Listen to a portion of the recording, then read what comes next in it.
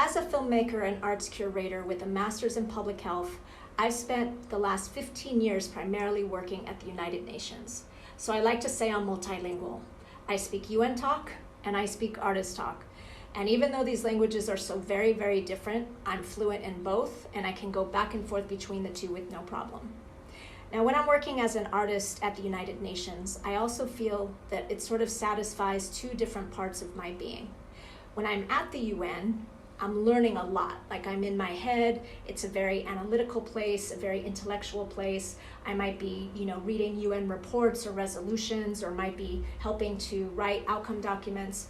And when I walk through the halls of the UN, or when I'm on the stage of the UN General Assembly Hall about to introduce youth artists, the stage where world leaders speak every year, I feel like I am part of something that is so big and so important, and I'm so grateful to be there. When I'm working in my artist space as a filmmaker or arts curator, I feel like that's my soul's work. Like, that's where I get to feel and experience and express all the great things I'm learning at the UN through different art forms, whether it's film or music or poetry or beatboxing or stepping or virtual art or whatnot. I feel like I get to help translate the great work of the UN to a wider audience who doesn't speak the UN talk. And so even though these worlds seem very different and they do speak different languages, I actually think they're not so very different at all, because both conscious artists and UN officials are trying to accomplish similar things, to improve communities and save lives. They may speak different languages, they may do it in different ways and use different tools, and we definitely have different work cultures. But in the end, we're all trying to make the world just a little bit better for everyone else. Now, speaking these two languages was not something that was easy for me. It's not my first language, it's not my mother tongue. I had to learn both of these languages from the ground up. I didn't intend to be a filmmaker. I joke that I went to film school because I spent about 3 years learning the craft. And I didn't mean to be an arts curator, but I have an arts background. I was a dancer, I played music, I painted, I drew, I was a gymnast. And I've always, throughout my entire life, seemed to blend both the head and the soul together in whatever I do.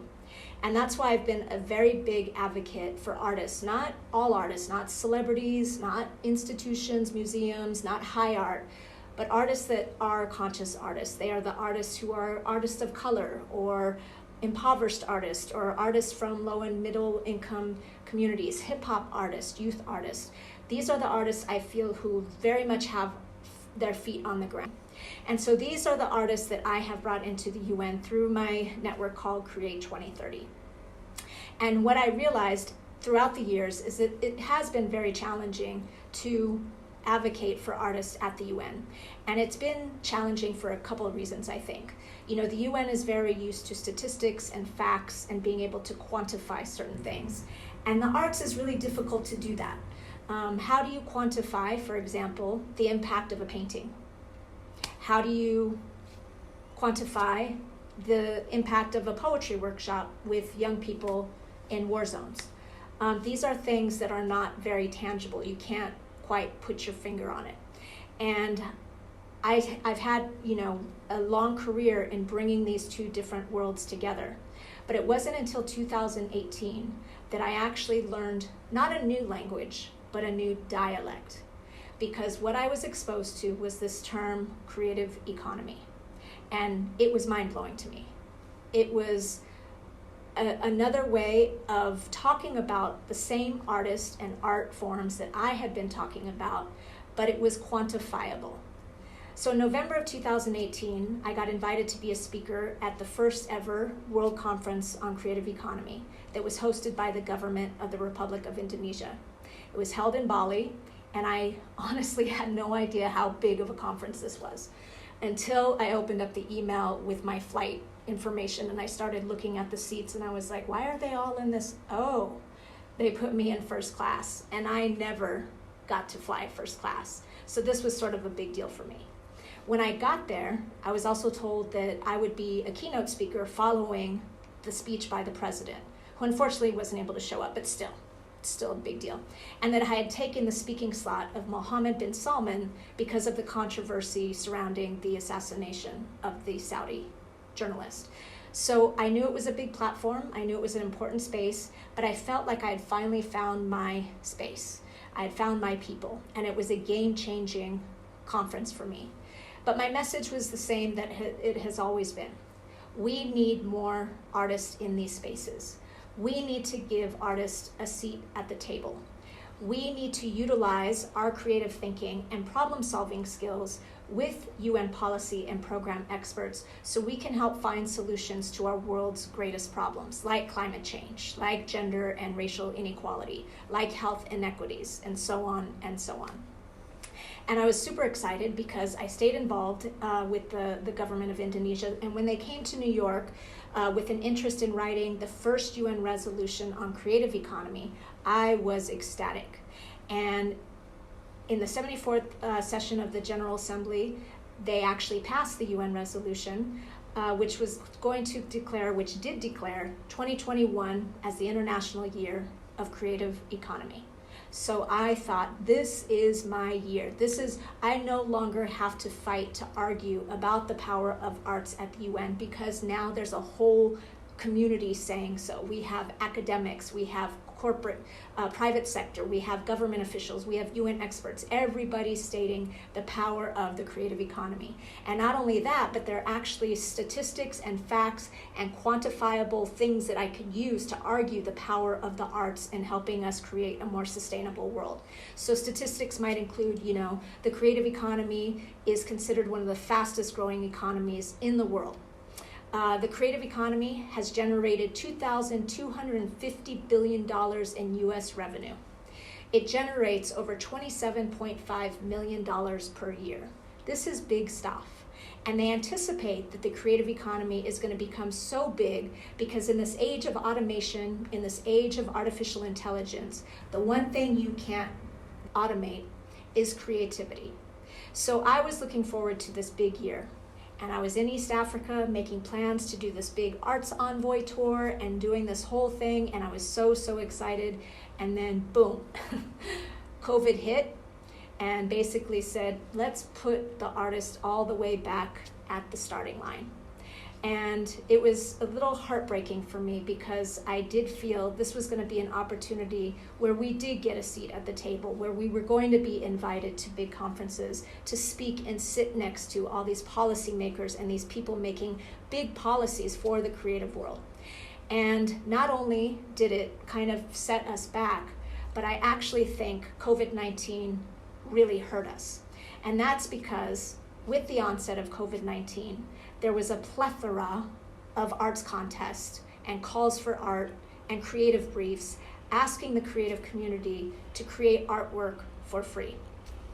Now, if you were a working artist like myself and you work in the gig economy, you knew like that our livelihoods were going to change. And that's because all the live venues, all the festivals, all the places where artists make money were going to close.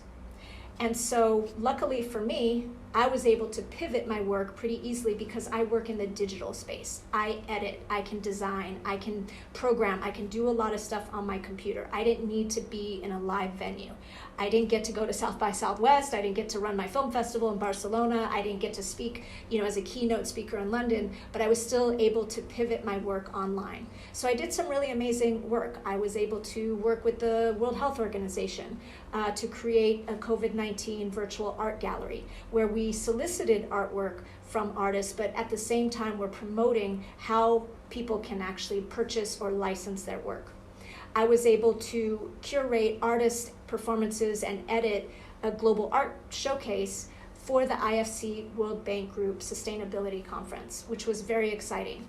So when these plethora of art contests came out and these creative briefs asking artists to work for free, it was devastating to me and it angered me. And at the same time that the UN is releasing reports saying how much the pandemic is affecting the creative economy, they're putting out contest after contest after contest after contest.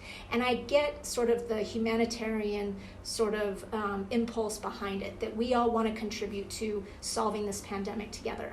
But you're not thinking about the long-term effects of doing this, because right now there are not a lot of contracts for poets or musicians or graffiti artists at the UN. There's not a career path for those types of artists.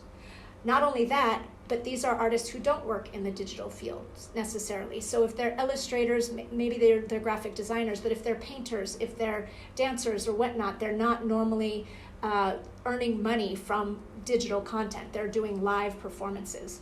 And so if you read the fine print of some of these contests, it's actually setting us up to have a really disastrous effect on the creative economy moving forward. For example, the Creative Brief had said, if you submit your artwork, we are allowed to use all the entries however we want, to give to whomever we want, to be used for free all over the world for eternity. This includes our partners at the BBC, mega corporate broadcasting partners. So you're asking struggling artists to donate artwork that you're going to give pro bono to a corporate broadcaster who oftentimes licenses photographs or artwork for their programming. Not only that, but we're going to try to give you credit whenever we use your artwork, but we can't guarantee it. And, worst of all, they were like, don't use the UN logo. So what that said to me is, we're not going to respect your intellectual property rights, but you need to respect ours.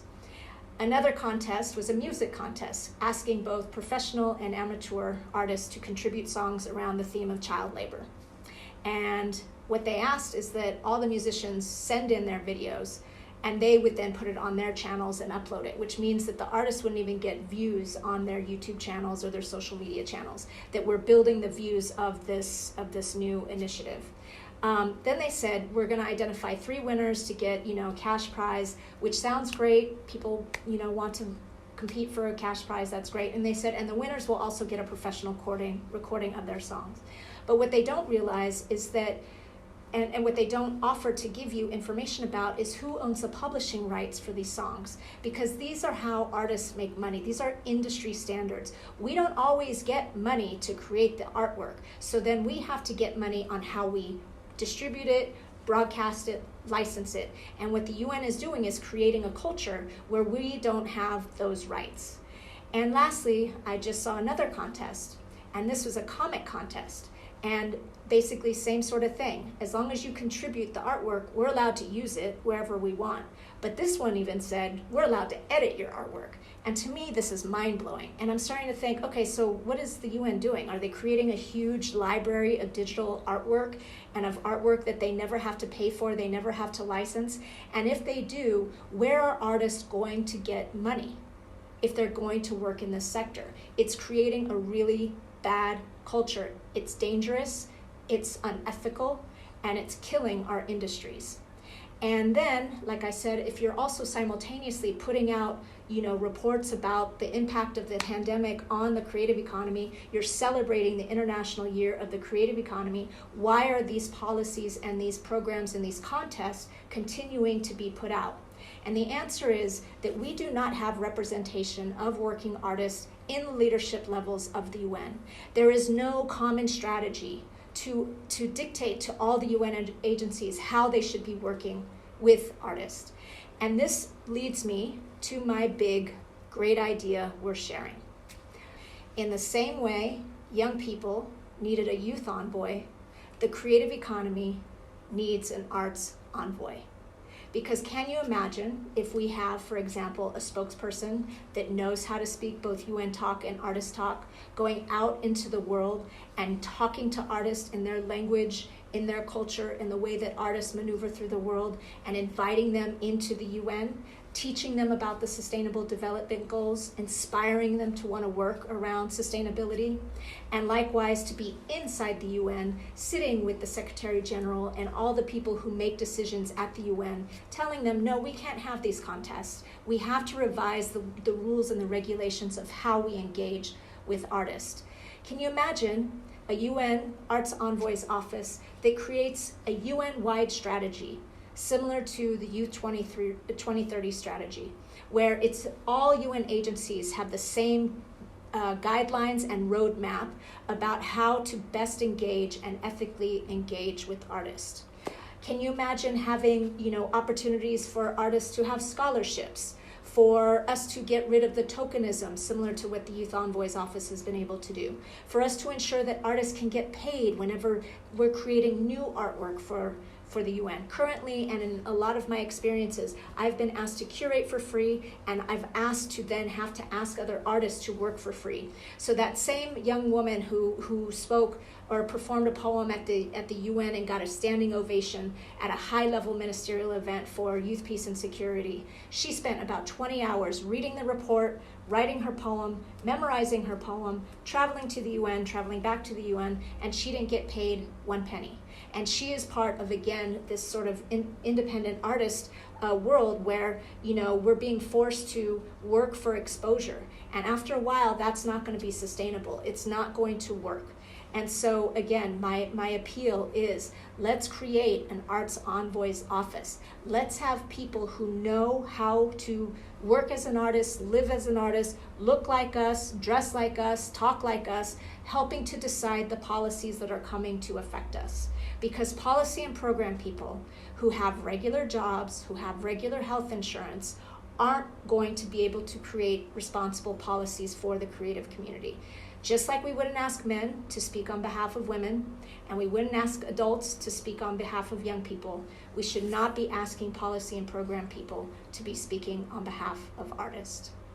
So I will say, if there is a chance that we're going to have a UN Arts Envoy, I know it's going to take a while for us to get there. So I'm going to encourage all the creatives out there, all the artists, let's create our own Arts Envoy, especially for this year. Let's start learning the language of the UN. Let's start thinking about careers mixing arts and policy. Let's start engaging with the sustainable development community. Let's start using our voice and our talent and our craft to help truly create a better world. Thank you so very much.